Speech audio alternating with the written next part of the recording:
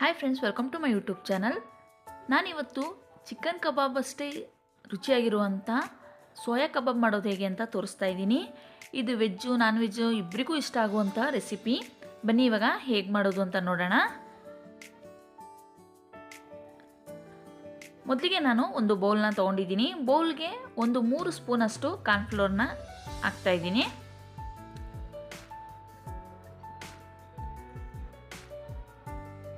ಅದೇ ಸಮ ಪ್ರಮಾಣದಲ್ಲಿ 3 ಸ್ಪೂನಷ್ಟು ನಾನಿಲ್ಲಿ ಮೈದಾನ ಯೂಸ್ ಮಾಡ್ತಾ ಇದ್ದೀನಿ. ಸೇಮ್ ಕ್ವಾಂಟಿಟಿನ ತಗೊಳ್ಳಿ. ಒಂದು ಅರ್ಧ ಸ್ಪೂನಷ್ಟು ಅಚ್ಕಾರ ಪುಡಿನ ಹಾಕ್ಕೊತಾ ಇದ್ದೀನಿ. ಖಾರಕ್ಕೆ ತಕ್ಕಂತೆ ನೀವು ಹಾಕ್ಕೊಳ್ಳಿ. ಒಂದು ಅರ್ಧ ಸ್ಪೂನಷ್ಟು ಗರಂ ಮಸಾಲಾನ ಹಾಕ್ಕೊತಾ ಇದ್ದೀನಿ. 1/4 ಸ್ಪೂನಷ್ಟು ಅರಿಶಿನ. ಬೇಕಾದರೆ ನೀವು ಎಕ್ಸ್ಟ್ರಾ ಮಸಾಲೆ ಕೂಡ ಸೇರಿಸ್ಕೋಬೋದು.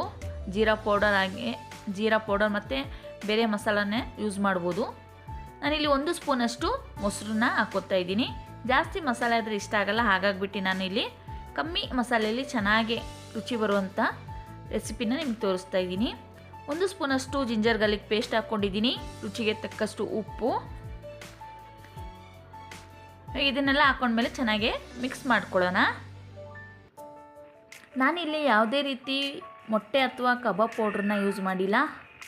ಎರಡೂ ಯೂಸ್ ಮಾಡ್ದೇ ಹೇಗೆ ಮಾಡಿದ್ದೀನಿ ಅಂತ ನೀವು ನೋಡ್ಬೋದು. ಇದು ಯಾವ ರೀತಿ ಚೆನ್ನಾಗಿ ಬೈಂಡಿಂಗ್ ಆಗುತ್ತೆ, ಯಾವ ರೀತಿ ಬರುತ್ತೆ ಅಂತ ನೀವು ವಿಡಿಯೋ ಪೂರ್ತಿ ನೋಡಿ. ಫಸ್ಟ್ ಡ್ರೈ ಆಗಿ ಎಲ್ಲನೂ ಮಿಕ್ಸ್ ಮಾಡ್ಕೊಳ್ಳಿ.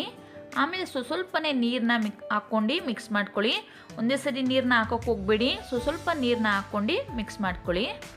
ನೀರು ಜಾಸ್ತಿ ಆಗಿಬಿಟ್ರೆ ಮತ್ತೆ ಅದು ತೆಳುವಾಗಿ ಹೋಗ್ಬಿಡುತ್ತೆ. ಹಾಗಾಗ್ಬಿಟ್ಟು ಸ್ವಲ್ಪನೇ ಹಾಕಿ ಮಿಕ್ಸ್ ಮಾಡ್ಕೊಳ್ಳಿ.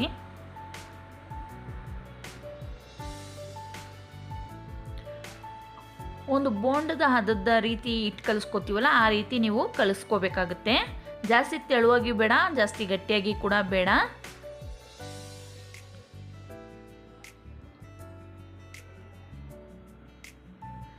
ಇವಾಗ ನಾನು ಸ್ವಲ್ಪ ಫುಡ್ ಕಲರ್ನ ಯೂಸ್ ಮಾಡ್ತಾ ಇದ್ದೀನಿ. Orange food colour. ಇದು ಆಪ್ಷನಲ್ಲು, ಬೇಕಿದ್ರೆ ಹಾಕ್ಕೋಬೋದು ಅಥವಾ ಸ್ಕಿಪ್ ಮಾಡ್ಕೋಬೋದು.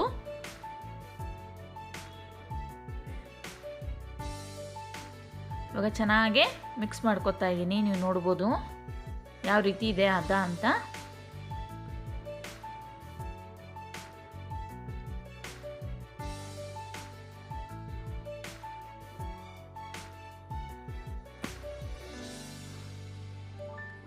ಇವಾಗ ಇದು ಮಿಕ್ಸ್ ಆಗಿದೆ. ಇದನ್ನು ಸೈಡಿಗೆ ಇಡೋಣ.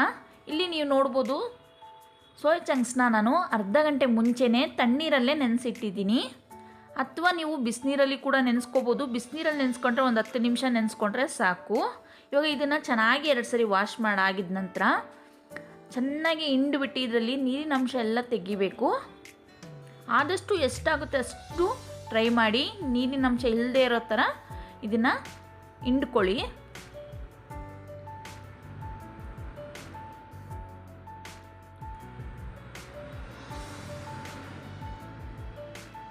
ನೀರಿನ ಅಂಶ ಉಳ್ಕೊಂಡ್ರೆ ಬೈಂಡಿಂಗ್ ಚೆನ್ನಾಗಾಗೋದಿಲ್ಲ.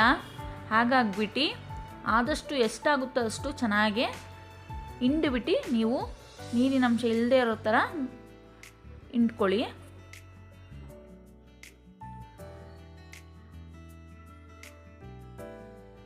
ಇವಾಗ ನೀವು ನೋಡ್ಬೋದು ನಾನೆಲ್ಲ ಚೆನ್ನಾಗಿ ಹಿಂಡ್ಕೊಂಡು ತೆಗೆದಿಟ್ಕೊಂಡಿದ್ದೀನಿ. ಇಲ್ಲಿ ಮಸಾಲೆ ರೆಡಿ ಮಾಡಿ ಇಟ್ಕೊಂಡಿದ್ವಲ್ಲ ಪೇಸ್ಟು, ಅದನ್ನು ಇವಾಗ ಇದರೊಳಗೆ ಹಾಕ್ಕೊಳ್ಬೇಕು. ಸೋಯಾ ಚಂಕ್ಸ್ನ ಇದರೊಳಗೆ ಹಾಕ್ಕೋಬೇಕು.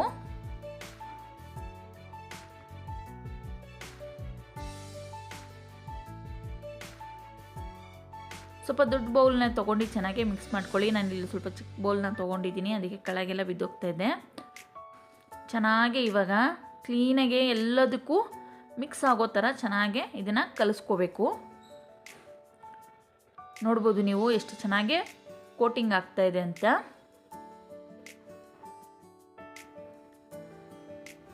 ನೀವೇನಾರ ಪೇಸ್ಟ್ನ ಅದನ್ನು ತೆಳುವಾಗಿ ಮಾಡಿಕೊಂಡ್ರೆ ಚೆನ್ನಾಗಿ ಕೋಟಿಂಗ್ ಆಗೋದಿಲ್ಲ. ಎಣ್ಣೆಲಿ ಹಾಕಿದಾಗ ಅದು ಬಿಟ್ಕೊಳ್ಳುತ್ತೆ. ಹಾಗಾಗ್ಬಿಟ್ಟು ಚೆನ್ನಾಗಿ ಕೋಟಿಂಗ್ ಮಾಡಿಕೊಂಡ್ರೆ ಎಣ್ಣೆಯಲ್ಲಿ ಮಸಾಲೆ ಬಿಟ್ಕೊಳ್ಳೋದಿಲ್ಲ. ಇವಾಗ ಇದನ್ನು ಚೆನ್ನಾಗಿ ಒಂದು 10 ನಿಮಿಷ ಇದು ನೆನೆಯೋಕ್ಕೆ ಬಿಟ್ಬಿಡಬೇಕು. ಉಪ್ಪು ಖಾರ ಚೆನ್ನಾಗಿ ಹಿಡಿಯುತ್ತೆ.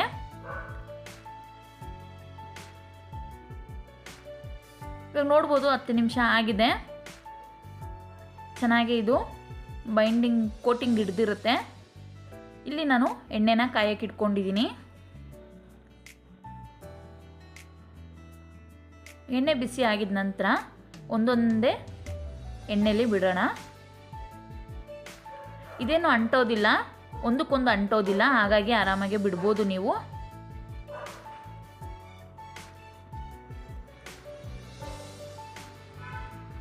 ಮೀಡಿಯಮ್ ಫ್ಲೇಮ್ ಅಥವಾ ಲೋ ಫ್ಲೇಮಲ್ಲಿ ಇಟ್ಕೊಂಡು ಇದನ್ನು ಫ್ರೈ ಮಾಡ್ಕೊಳ್ಳಿ.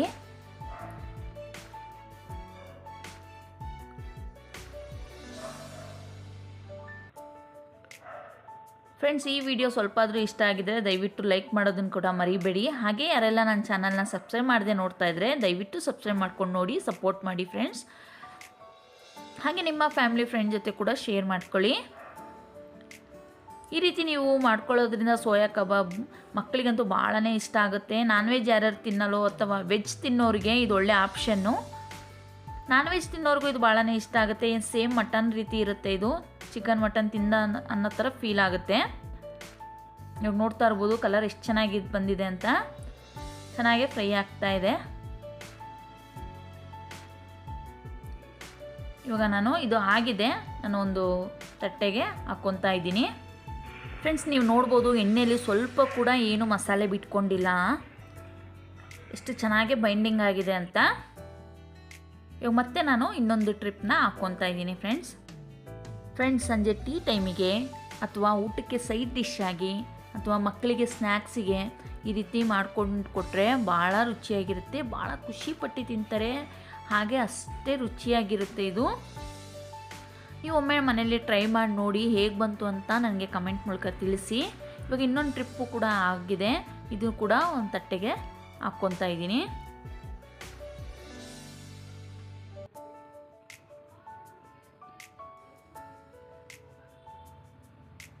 ಇವಾಗ ಸ್ವಲ್ಪ ಕೊನೆಯಲ್ಲಿ ಸ್ವಲ್ಪ ಕರ್ಬೇವಿನ ಸೊಪ್ಪನ್ನ ಹಾಕ್ಕೊತಾ ಇದ್ದೀನಿ ಫ್ರೆಂಡ್ಸ್. ಈ ಕರ್ಬೇವಿನ ಸೊಪ್ಪು ಹಾಕೋದ್ರಿಂದ ನೋಡೋಕ್ಕೂ ಚೆನ್ನಾಗಿ ಕಾಣುತ್ತೆ, ಹಾಗೆ ಚೆನ್ನಾಗಿರುತ್ತೆ ತಿನ್ನೋದಕ್ಕೂ.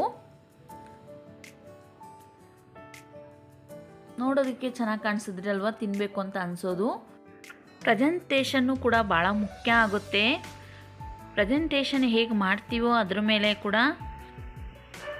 ಮಕ್ಕಳು ಇಷ್ಟಪಟ್ಟು ನೋಡಿ, ಮಕ್ಕಳಿಗೆ ಅಟ್ರಾಕ್ಷನ್ ಆದರೆ ನೋಡಿ ತಿಂತಾರೆ. ಇವಾಗ ನಾನು ಸ್ವಲ್ಪ ಸೈಡಿಗೆ ಈರುಳ್ಳಿ ಮತ್ತು ನಿಂಬೆಹಣ್ಣು ಇಟ್ಕೊಂಡಿದ್ದೀನಿ. ಈ ವಿಡಿಯೋ ಇಷ್ಟ ಆಗಿದೆ ದಯವಿಟ್ಟು ಲೈಕ್ ಮಾಡೋದನ್ನು ಮಾತ್ರ ಮರಿಬೇಡಿ. ನೆಕ್ಸ್ಟ್ ವಿಡಿಯೋದಲ್ಲಿ ಸಿಗ್ತೀನಿ. ಅಲ್ಲಿವರೆಗೂ take care, bye, see you. Thank you for watching.